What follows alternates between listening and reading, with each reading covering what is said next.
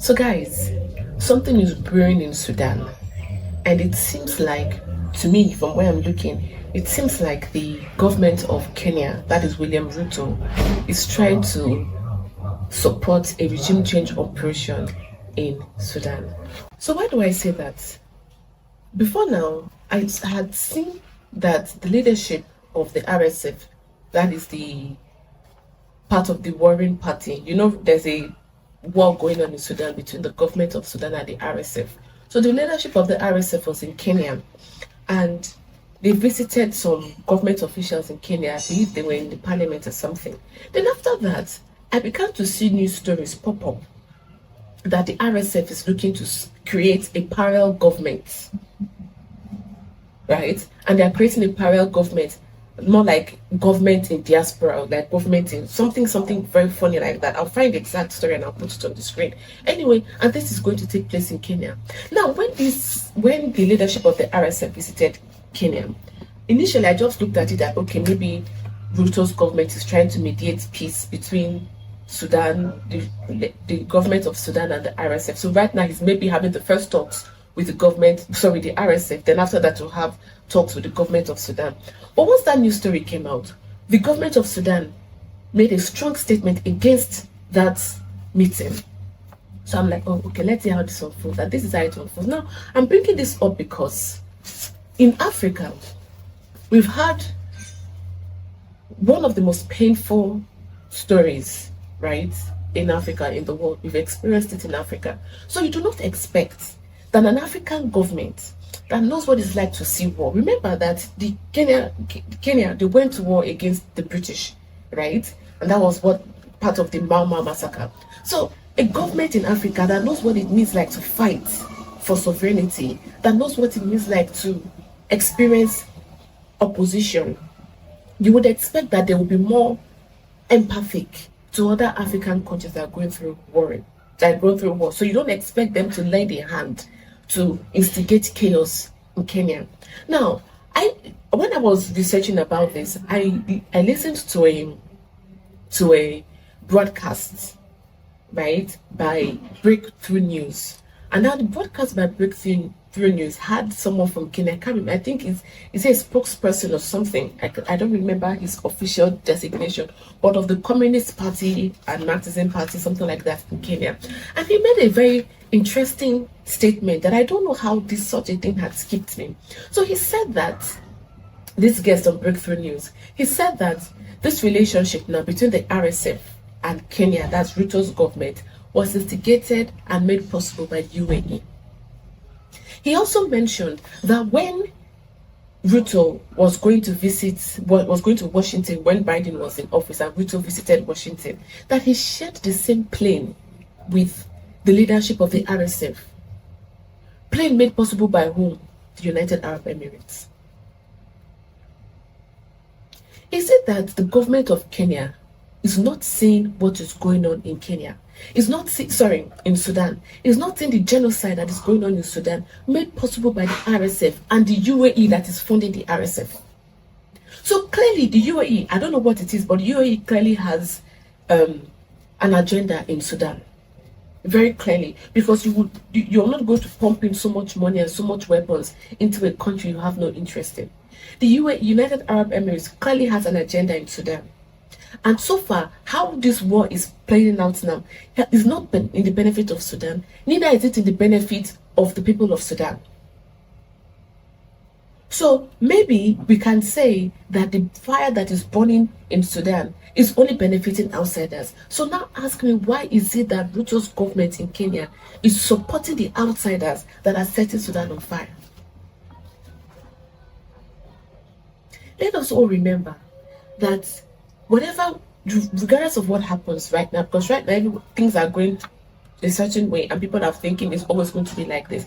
But when we do things, let's always keep in mind the future, how things will pan out tomorrow. And as it stands now, Ruto's government is taking a position that is not going to benefit Kenya, that the future will not look at this administration, won't look at it well. That gentleman who also spoke to on Breakthrough News made mention of something that I wasn't even aware of. He said that Kenya has not had a good history of supporting Africa's cause. That Kenya supported apartheid government in South Africa. That was what he said, but I'm yet to verify that. So my question is, if the RSF is born in Sudan with the help of the United Arab Emirates, why is Kenya playing a role? Why is William Ruto allowing Kenya to be a party to the destruction of Sudan? Doesn't it mean anything? More recently, there's been advancements in favor of the Sudanese government on the battlefront. So the Sudanese government, they have retaken, on the military front, they've retaken several important strongholds. They've also taken several cities. So things are going in the favor of the Sudanese government. Maybe that's why these people are panicking now. The UAE is panicking because the RSF, they've been supporting, hoping that the RSF will win in the battlefront. And after winning in the battlefront, the RSF will come into power. Then the UAE can have its field day in Sudan. Clearly, it's not going on. I don't know how things will turn out tomorrow, but for now, it's not going on like that. For now, it's in the favor of the Sudanese government. So maybe that's why they're panicking like this. Even more recently, the Sudanese government has filed a case in the ICC against the United Arab Emirates. Now, you may say, oh, the ICC will not take it seriously. After all, the UAE is an ally of the United States. The United States is always going to pick the UAE over Sudan anytime, any day. So we can look at it like that. Do you understand? Because at the end of the day, the UAE these Gulf monarchies are really important for the United States because of Israel in the Middle East. So the United States is always going to choose these Gulf monarchs like the UAE and Qatar and the rest of them. Is always going to choose them over an African country like Sudan. So if the UAE is pushing its interest in Sudan, the most important question to ask is, what is the interest of Africa in Sudan? The interest of Africa in Sudan is peace. The interest of Africa in Sudan is stability. The interest of Africa in Sudan is economic progress. Not all this stupid geopolitics game that anyone an outsider wants to have a strong foothold in an African country for its own interest. It can always find another African country willing to facilitate its vision in Africa. Not this kind of nonsense. If Sudan is on fire for the whole of Africa. Because now you think about it, the refugees that are going to be pouring out of Sudan into other African countries, which is also going to be a heavy economic burden for the host governments. And most of these African countries, collectively, like the rest of the world, they're dealing with economic issues like inflation. So it is in Africa's interest to ensure that there is peace in Sudan, there is stability in Sudan, not to see a situation whereby a country like Kenya is playing host to allegedly going to play host to a parallel government of Sudan. With which authority, with which mandate? Which mandate is it going to use to govern the Sudanese if it's not just going to serve as a slush fund for external players? Okay, let's paint a picture. The RSF sets up itself as the legitimate government of Sudan, and they do that in Kenya or somewhere. On which ground? With which mandate? Who is going to recognize it as the legitimate government of Sudan? How is it going to work for the benefit of the Sudanese if it's not going to be working for the benefit of outsiders in Sudan? Do you know, each time I see stories like this about Ruto and Kenya, I keep remembering when Ruto was campaigning for the presidency. He said all the right things. Ruto just knew what to say to get our attention. Well, this is what has happened, and it's very sad. It's very sad that in 2025, we still have leaders who are willing to jeopardize their respective countries and their neighbors and the continent at large in favor of outsiders. Has Africa not seen enough already? In our history of 500 plus years, right, with those who exploited Africa, have we not seen enough already?